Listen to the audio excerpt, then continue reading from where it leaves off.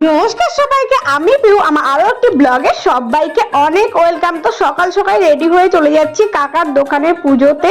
তো আমাদের একটু লেট হয়ে গেছিল, তো আমাদের জন্যই সবাই দাঁড়িয়েছিল। আমরা যেতেই সঙ্গে সঙ্গে গাড়ি স্টার্ট করে দিয়েছে, আর একটু না যেতে যেতে আবার বিপদ শুরু। এই গাড়িটা এখন বলছে সরাবে না, একটু সামনে গেলেই কিন্তু দুটো রাস্তা পরে আমরা ওই সাইডে যাব, তো হয়ে যেত। কিন্তু এরা বলছে বাস খালি করবে, তারপরে আমাদের গাড়ি যেতে দেবে।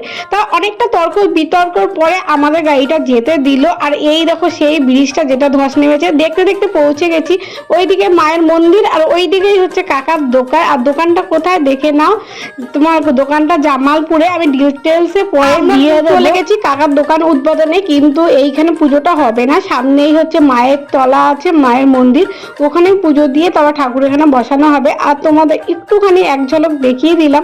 আমি ডিটেলসে আর একটা শর্ট ব্লগ দিয়ে দেবো। আজ এইটুকুই, পরের ব্লগে দেখা হচ্ছে। এখন টাটা।